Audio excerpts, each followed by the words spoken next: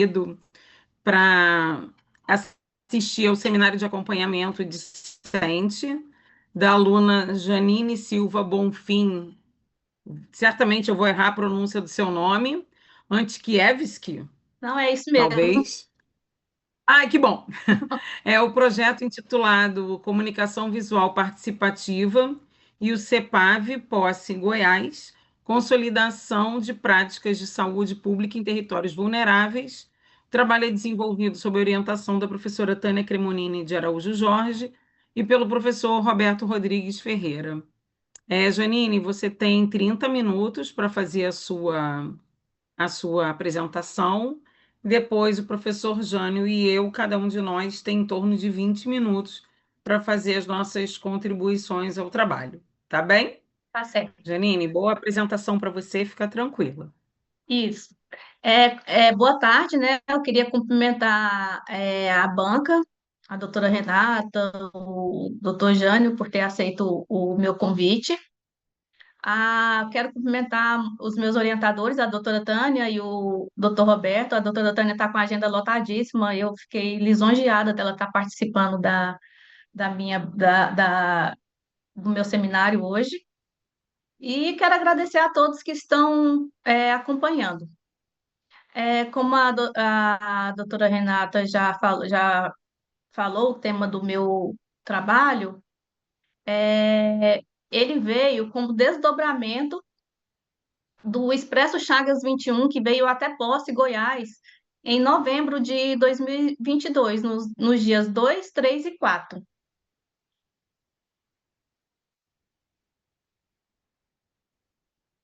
Ai, travou. Eu vou falar um pouquinho sobre mim. Eu sou enfermeira graduada pela Universidade Católica de Goiás em 2005. É, Nesses 20 anos de profissão, trabalhei na atenção primária de saúde, na, na rede de urgências e emergência, na média complexidade e na área de gestão pública. Nesses 20 anos de profissão, é, eu dei uma estagnada na progressão acadêmica, por questões que foi o período que fui constituir família, assim que eu saí da faculdade, já virei servidora pública em dois municípios, tanto aqui em Poce como o município de Guarani de Goiás, que fica a 30 quilômetros daqui. E em 2022, quando o Expresso Chagas veio até o município de Poce, é, eu participei diretamente na organização, que eu trabalhava na Secretaria de Saúde, e foi quando despertou essa necessidade de unir assistência, educação e pesquisa científica em prol da transformação social.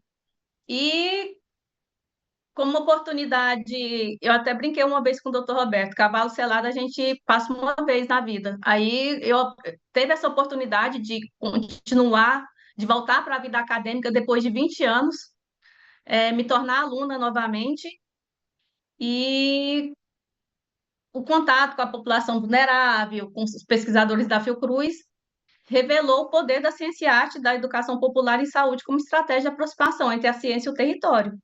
E foi assim que eu iniciei meu mestrado acadêmico. Recording in progress. Bom, o contexto da doença de Chagas. A doença é uma doença parasitária, né? Ela é causada pelo Trypanosoma cruzi, transmitida principalmente pelos insetos triatomíneos. Aqui na nossa região é conhecido como barbeiro, mas em outras regiões ele é conhecido como bicudo, popularmente conhecido como bicudo. Mas na nossa região aqui do Nordeste goiano, a transmissão é principalmente vetorial. Existem outras formas de transmissão, como a oral, a vertical, mas aqui o que predomina é essa transmissão vetorial. Falando globalmente, no mundo a gente tem de 6 a 7 milhões de pessoas infectadas, sendo o Brasil um dos países mais afetados. Exatamente pelo ser um país, o país todo ter essa vulnerabilidade social mais aumentada, né? Os impactos clínicos, ela tem a fase aguda e crônica, com manifestações cardíacas, digestivas e mistas que podem causar a morte súbita. Aqui na nossa região, a gente tem as três formas de manifestação, tanto clínica, cardíaca e a mista, e a digestiva, cardíaca e a mista. A doença de Chagas, ela carrega essa forte dimensão social simbólica, né? Como eu já falei, porque ela é historicamente associada à pobreza, exclusão social, às negligências sanitárias, e reflete esse desequilíbrio entre avanço científico e desigualdades estruturais. Falando do estado de Goiás, entre 2013 e 2023, a gente teve 7.802 casos crônicos registrados de doença de Chagas. No período de 2010 e 2014, concentrados na macro-região do Nordeste goiano, que é a região onde Posse se encontra. O município também integra áreas endêmicas, né, com histórico de infestação de registro de vetores secundários, como o triatoma sórdido, o triatoma pseudomaculado, o Rhodium neglectus e o Pastrógilus geniculatus. Nos 3 dias de eventos do Expresso Chagas, a gente teve 166 casos confirmados por sorologia da doença de Chagas no município. Eu vou falar um pouquinho sobre Expresso Chagas, porque às vezes alguém está assistindo e não sabe do que se trata. Ele é uma tecnologia social desenvolvida pelo Instituto Oswaldo Cruz, né? Que combina essa ciência, arte, educação, comunicação, de saúde no enfrentamento da doença de Chagas, e faz alusão ao trem com 6 vagões, onde Carlos Chagas descobriu e descreveu a doença de Chagas. E nesses 6 vagões alusivos, tem várias atividades. Tem desde mobilização social, com engajamento comunitário, através de atividades educativas, oficinas artísticas e rodas de conversas. A gente tem também diagnóstico ampliado, mais especificamente no vagão 2, que a gente faz as testagens rápidas e o acesso facilitado ao diagnóstico da doença. Temos a educação popular, que é a valorização do diálogo entre saberes científicos populares, promovendo a educação emancipadora. E temos a pesquisa participativa, vigilância ativa e produção de conhecimento com base na realidade territorial. O diferencial do Expresso Chagas é que ele valoriza esse conhecimento territorial. Aqui no nosso município, durante o Expresso Chagas, a gente teve profissionais de auriculoterapia que participaram, profissionais que trabalham com aromoterapia que participaram, a equipe da Academia de Saúde que fizeram ginástica laboral com todos que estavam lá presentes no dia. Esses são só alguns exemplos, mas temos muitos outros também. Lembrei aqui agora, lá em Porangatu, agora em setembro, que eu achei interessante, uma pessoa que trabalha com drinks, ele durante o evento, porque é valorizado o que o local tem para disponibilizar. Ele estava fazendo chás, drinks, sem álcool, para disponibilizar e apresentar durante o Expresso Chagas lá em Porangatu, aqui em Goiás também. Aqui é a logo do CEPAV, né, que a gente criou. E o CEPAV, ele é o Centro de Estudos e Pesquisa em Atenção Integral e Vigilância em Doença de Chagas, e surgiu como desdobramento direto do Expresso Chagas 21 e transformou uma ação pontual em política institucional permanente. Aqui a gente tem algumas fotos do Expresso Chagas, que aconteceu em novembro e teve os 76 casos positivos, como eu já falei. Aqui tem algumas fotos dos vagões com as atividades. E no final do Expresso Chagas, a secretária de saúde da época, Cláudia Macedo, conversando com a diretora da Fiocruz, a doutora Tânia Araújo Jorge, perguntou para ela como que o município poderia continuar fazendo essas testagens, porque como foi bem chocante os resultados, ela interessou em continuar fazendo o trabalho com a equipe local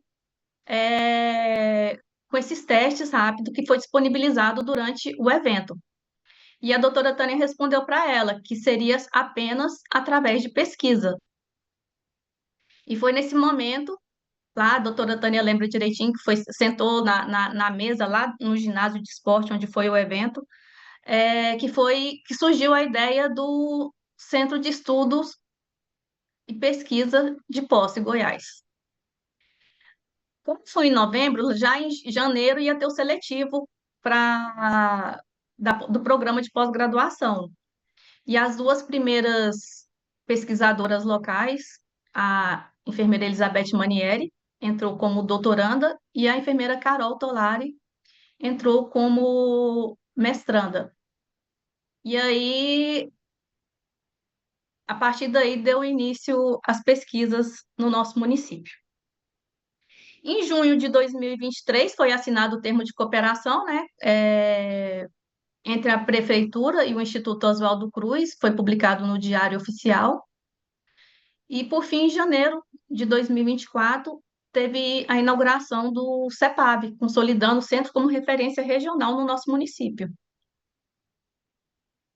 Aqui a gente tem a placa, a primeira foto aqui a gente tem a placa de inauguração, né?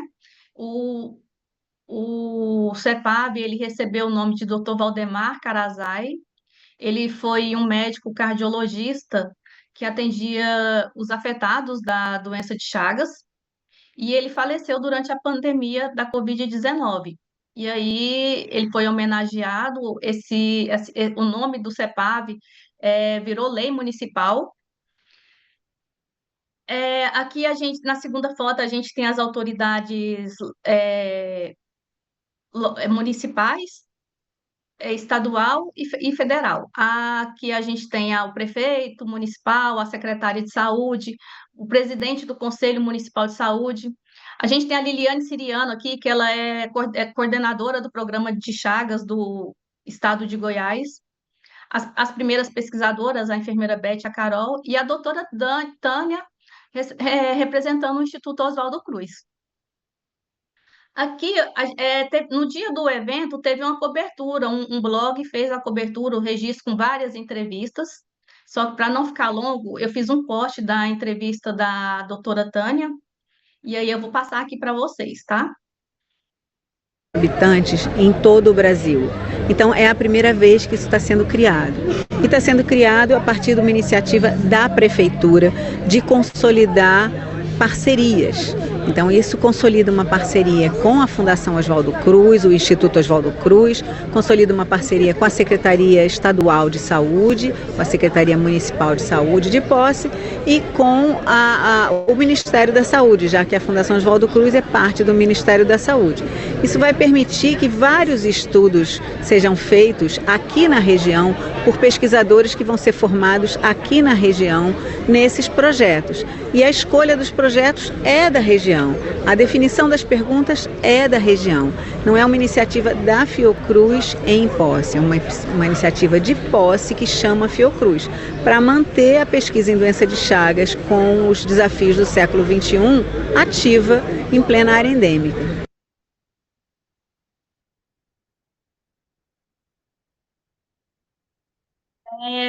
Aqui a gente tem alguns exemplos de centro referências brasileiros e no mundo. A gente tem um centro de pesquisa René Rachou, que fica em Bambuí, Minas Gerais, é o centro de pesquisa mais antigo. Em 2023 ele fez 80 anos. E ele tem essa trajetória histórica no estudo da doença de Chagas, transformou um município em referência nacional e internacional e articula a vigilância e atenção com a formação da produção científica, mantendo esse vínculo territorial. A gente também tem a Casa Chagas de Pernambuco, que a estrutura de pesquisa e o cuidado é ancorado na realidade local. Tem um polo de inovação social, educação e saúde, integração comunitária, e é um modelo que combina memória, ciência e compromisso com a população vulnerável. A nível mundial, a gente tem o ITM na Bélgica, que é o Institute of Tropical Medicine Antwerp. Tem o Centro de Excelência em Saúde Tropical Integrado na Austrália. Temos também a rede de centros clínicos que centraliza diagnóstico acompanhado e formação é, local em Chagas, que fica na plataforma Chagas, na Bolívia, né? E além desses que eu coloquei aqui no slide, tem um que funciona muito bem como centro de estudo e pesquisas, mas mais direcionado ao HIV e à malária, que é em Moçambique, na África. E esses modelos internacionais demonstram que centros de pesquisa locais, quando bem estruturados, podem transcender as fronteiras e participar de agendas científicas globais, inspirando e a estruturação do CEPAV e POSSE, né? O que justifica essa pesquisa é a invisibilidade histórica. A doença de Chagas permanece marcada pela invisibilidade social, sanitária e política, especialmente em regiões interioranas de alta vulnerabilidade. Isso eu falo porque, como eu disse, eu sou servidora pública aqui de Posse e de Guarani de Goiás. Lá em Guarani eu faço plantão noturno, mas aí essa semana eu pedi à coordenadora da Vigilância Epidemiológica para puxar ao relatório do ESUS Notifica de quantos casos de doença de Chagas crônico que a gente tem no município lá. Não tem ninguém notificado. E a gente sabe que existe vários casos lá. Inclusive, Guarani é o município com maior vulnerabilidade social para a doença de Chagas no estado de Goiás. Posso estar em terceiro lugar. Guarani está em primeiro. Então, assim, é uma das características da doença. As lacunas metodológicas, né, que além das lacunas quanto ao uso de metodologias sensíveis e inovadoras, como a comunicação visual, a arte na construção das práticas da atenção integral, a valorização territorial, porque a pesquisa valoriza esses saberes em vivências da população afetada, promovendo escuta ativa e ressignificação dos espaços sujeitos. E é um modelo replicável. A experiência de posse pode ser adaptada em outros municípios, oferecendo caminhos para a estruturação dos centros comprometidos com a realidade local. E esse é o diferencial do CEPAV de posse, porque ele foi o primeiro centro de estudo e pesquisa em município com menos de 50 mil habitantes, e foi o primeiro que veio como desdobramento do Expresso Chagas. Foi no início de 2024, depois dele já foram inaugurados quatro, em Limoeiro do Norte, no Ceará, em Minas Gerais, em Piauí e no Acre. E a gente eu tive a oportunidade de participar do Expresso Chagas Porongatu, agora no final de setembro, e eu participei da conversa da secretária de Saúde junto com a doutora Tânia, e ela já demonstrou interesse também em criar um CEPAV no município de Porongatu. Então, assim, é um modelo que pode ser replicado e adaptado em vários municípios.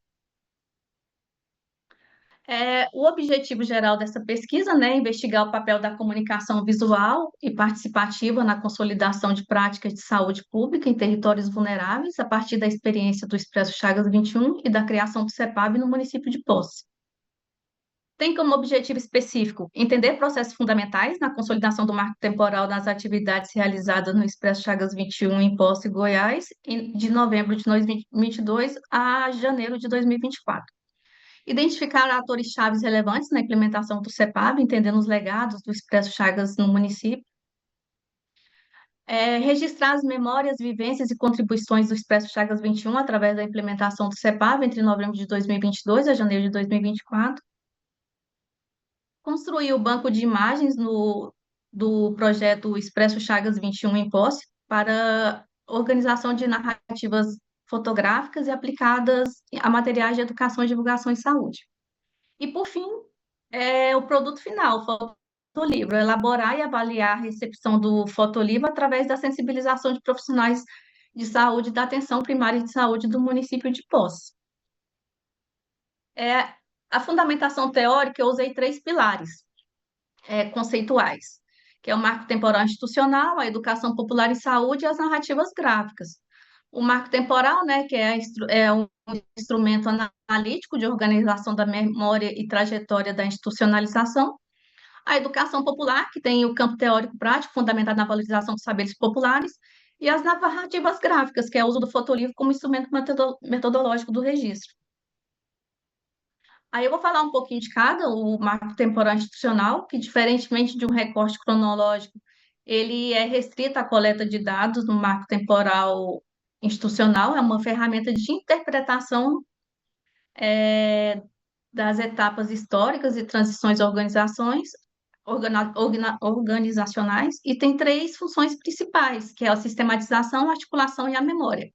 E como diz Boaventura, a articulação entre história, lugar e saber produz formas de legitimidade e de institucionalização.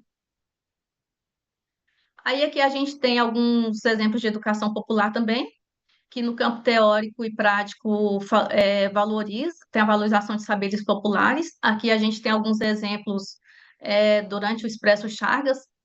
Esse aqui é o doutorando Eric, que ele é o responsável por todas as ilustrações narrativas gráficas do Expresso Chagas. Aqui ele colocou, eu desenhei o João enquanto o João me desenhava. As atividades que é realizadas dentro do Expresso Chagas. E além dessas atividades, tem rodas de conversa, oficinas participativas, educação interprofissional, arte e educação, narrativas locais. E como diz Paulo Freire, ninguém educa ninguém, ninguém educa a si mesmo. Os homens se educam entre si, mediatizados pelo mundo. E sobre o fotolivro, ele é um registro visual com documentação fotográfica das experiências vividas. Ele tem a organização sequencial, constrói sentidos e trajetórias. Ele tem a memória coletiva, que preserva com preservação das vivências e identidade local. E tem o conhecimento compartilhado, né, que democratiza a ciência através da linguagem visual. E por que o fotolivro é essencial? Ele tem a razão epistemológica, permite os conhecimentos populares comunitários geralmente invisibilizados, ganha visibilidade simbólica e científica, legitima o saber vivido como parte da população de conhecimento. Temos também a razão comunicacional, ele traduz resultados complexos em linguagem visual, acessível e afetiva, e amplia o público leitor, alcançando não apenas acadêmicos, mas moradores, gestores e estudantes locais. E temos a razão social política, né, que cria memória coletiva compartilhada, que documenta a trajetória de mobilização, fortalece vínculo afetivo, identitário dos participantes do projeto. Boris Kossol, em 2014, ele diz: a fotografia é mais do que uma representação visual do real, ela constitui um documento e uma linguagem. É uma forma de expressão e de interpretação do mundo. E o percurso metodológico, a gente escolheu 5 participantes chaves, atores chaves, para a concepção do CEPAV, que foram desde pesquisadores da Fiocruz, profissionais de saúde, gestores públicos. O local foi realizado no município de Posse, com foco no CEPAV, que é instalado no ambulatório municipal. As coletas de dados foram entrevistas semi-estruturadas, observando observação participante, com registros fotográficos e análise documental. E a análise já foi analisado, mas vai ser mais analisada profundamente até o final, através do conteúdo de Bardan, articulado à leitura interpretativa das narrativas gráficas e visuais. Essa foto aqui é de uma das entrevistas que foi realizada durante o Expresso Chagas 21, em Porangatu, no final de setembro. Por incrível que pareça, a que seria mais difícil pela distância foi a única que foi presencial, as demais foram de forma virtual, pelo WhatsApp. As entrevistas foram realizadas de setembro a outubro de 2025, com TCLE assinada. A gente buscou identificar percepções, motivações, desafios e estratégias relacionadas à continuidade das ações. O registro fotográficos, né, com imagens produzidas durante as ações do campo, compuseram o acervo utilizando na elaboração do fotolivro narrativo. Observação participante, eu como observadora, acompanhando o Expresso Chagas 21 e participando do CEPAV, eu pude registrar as vivências e as práticas interativas da instituição. e documentação institucional, análise de documentos oficiais, relatórios técnicos, publicações da Fiocruz e da Prefeitura. O que não falta dentro do CEPAV é documentação e relatórios.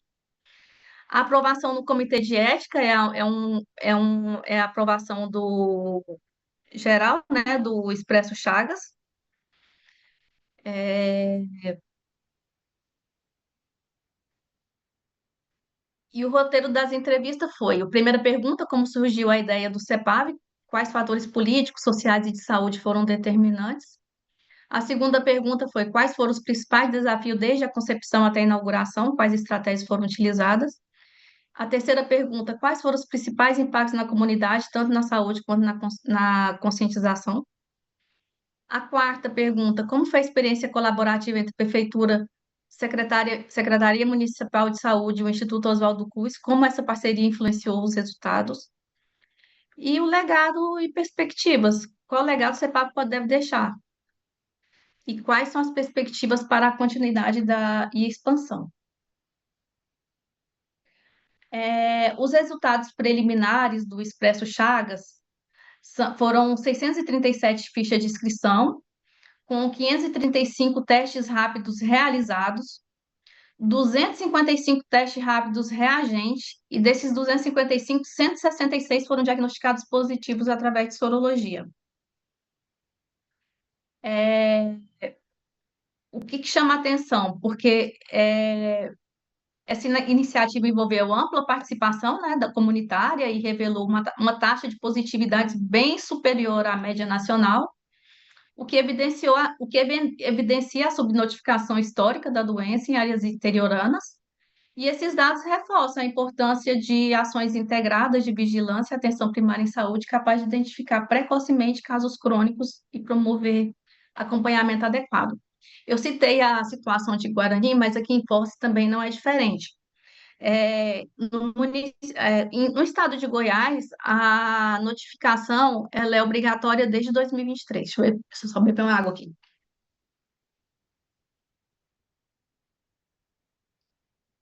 Hoje, no ESUS Notifica, a gente tem 355 casos notificados, mas foi a partir do Expresso Chagas que foi o pontapé inicial para poder continuar essa busca ativa, através do CEPAV, que a Fiocruz disponibilizou os testes rápidos, para a gente continuar fazendo essa busca ativa. Agora, no início de outubro, o doutor Roberto ele acompanha um projeto paralelo, o projeto Genoma, e a gente foi atrás desses pacientes que testaram positivos para colher amostras. E a gente aproveitou, como ele ficou uma semana aqui, a gente foi na zona rural, a gente fez o trabalho dentro da cidade também, a gente pôde fazer busca ativa além dessas coletas. E nessa semana que o doutor Roberto esteve aqui, a gente diagnosticou mais 43 casos, além desses 166 que já estavam diagnosticados. Então, hoje no ESUS Notifica, a gente tem 355 casos notificados de doença crônica, de doença de Chagas. Outro desdobramento muito importante que teve do Expresso Chagas e do CEPAV foi a formação e capacitação. Como eu disse, em 2023 entrou as duas primeiras pós-graduandas, a Beth Manieri e a enfermeira Carol, como a enfermeira Carol como mestranda e a Beth como doutoranda. A Carol já fez a defesa dela, hoje já é mestre. Em 2024, entrou eu e o Clailson como mestrandos, e em 2025 entrou mais dois doutorandos, a Fernanda e a Auridete. E a média é que a gente quer que essa média aumente, de 2 para 4 ou 5, até 5 pesquisadores por ano. Como uma das entrevistadas falou durante as entrevistas, para existir CEPAV tem que existir pesquisadores. E o fotolivro vai ser usado para isso. A gente vai divulgar na atenção primária de saúde, até para atrair novos acadêmicos para pós-graduação. A gente foi realizar também 3 oficinas de qualificação, né? Para 52 agentes comunitários de saúde e 23 agentes de combate de endemia. Foi realizado o primeiro workshop de protocolo clínico de diretrizes terapêuticas, que capacitou 18 médicos e 9 enfermeiros de Posse e região. E as problemáticas das entrevistas o CEPAV como desdobramento direto do Expresso Chagas 21, movido por vontade política local, mobilização comunitária e protagonismo de profissionais que ingressaram na pós-graduação. Desafios e estratégias. A infraestrutura física é um desafio, o risco de descontinuidade política, a descrença inicial, estratégias, parceria interinstitucional, definição de espaço físico e capilarização informativa. O CEPLAB deu um endereço para a doença de Chagas, organizando fluxo de diagnósticos PCDT, equipe multiprofissional e acompanhamento. E a cooperação com tecnologia social, não foi assistência técnica vertical, mas coprodução de saberes com respeito à experiência gestora e conhecimento científico. Nessa parceria, a Fiocruz entrou com a expertise e o município entrou com a estrutura local. Como legado e perspectivas, a linha de cuidado plena na APS, né? Formação continuada, e o núcleo de portadores e sustentabilidade político-financeira. Tem 3 etapas que eu acho que é importantíssimo para a consolidação e fortalecimento do CEPAB, que a gente ainda não alcançou, que é essa parceria interinstitucional com a rede de ensino. A gente tem aqui no município o Instituto Federal Goiano e a Universidade Estadual de Goiás.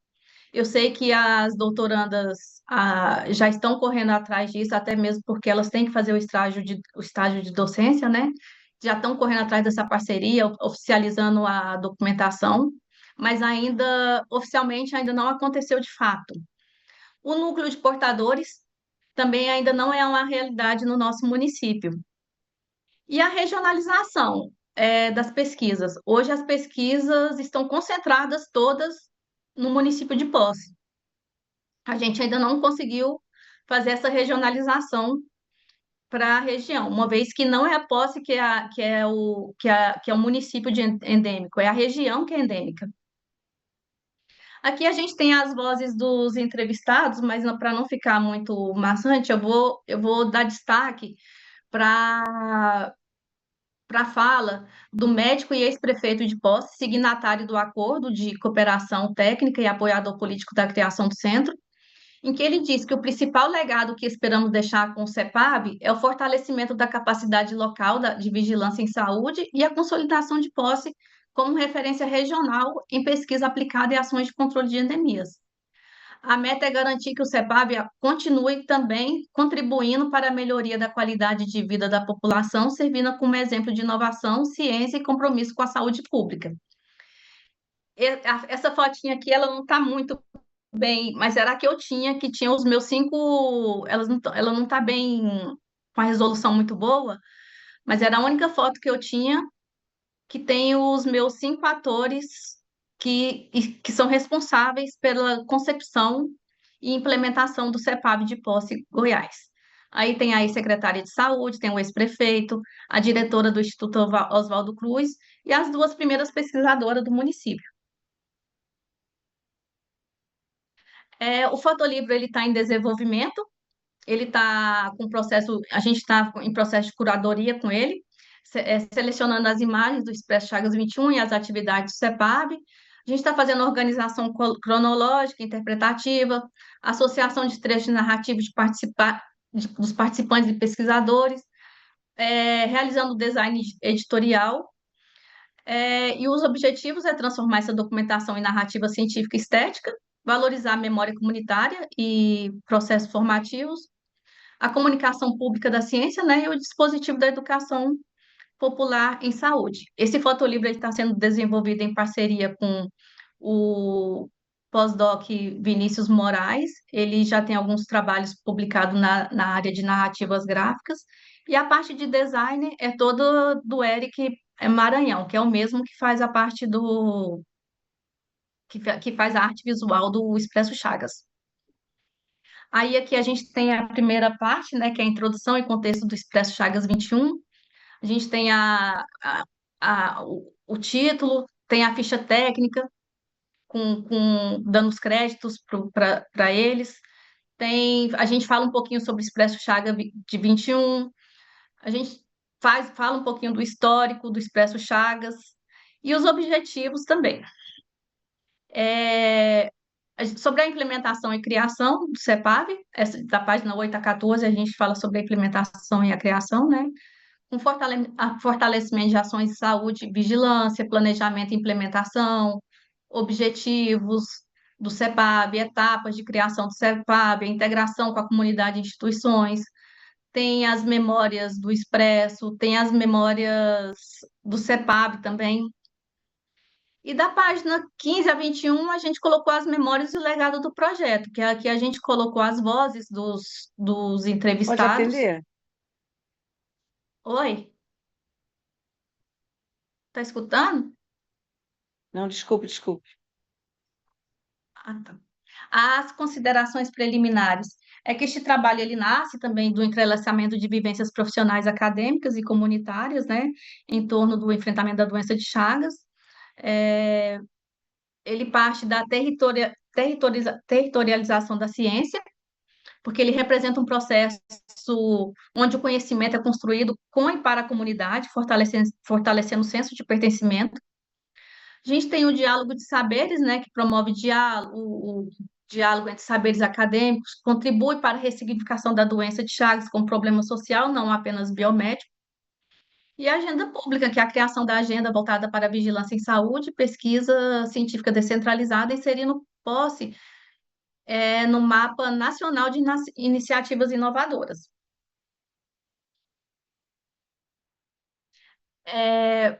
Hoje, eu estou com 23 créditos contabilizados no CIEF, mas já tenho 5 créditos realizados da disciplina Ciência e Arte 1 e 2 e de Educação Comparada, que ainda não foram contabilizados no CIEF, e os 2 créditos que estão em andamento nessa disciplina de seminários. E assim eu concluo os 30 créditos que é exigido para finalizar o mestrado. Quais são os próximos passos? É a finalização do fotolivro, a análise aprofundada das entrevistas, a sistematização do marco temporal, a defesa da dissertação, a publicação de artigos científicos e a devolutiva à comunidade de posse. A previsão que eu tenho para poder fazer a defesa é em junho de 2026. Eu acho que estou conseguindo manter tudo dentro do prazo. Essa publicação de artigos científicos é principalmente porque eu quero enquadrar para poder entrar no fluxo direto para o doutorado. E eu também já tenho os dados já para poder fazer essa publicação. E o legado esperado é que essas pesquisas contribuam, né, para a afirmação de práticas interdisciplinares e participativas do campo da saúde coletiva, propondo a articulação entre arte, ciência e território como forma de mobilização social, promoção e da equidade em saúde. Aqui está algumas das referências que eu utilizei e muito obrigada. Passou o tempo? Não, Janine, pode ficar tranquilo, não passou do tempo, não, tá? Fica tranquilo, Ah, tá. tá bem? Bom, Então, então agora, dando continuidade, né, ao seu seminário discente, vou convidar o professor Jânio Cordeiro Moreira para iniciar a arguição. Professor, você tem em torno, então, de 20 minutos, tá? Para fazer a arguição, e é isso, tá bem? Em seguida, eu faço as minhas considerações também. Obrigado, professora Renata. Obrigado, Jane.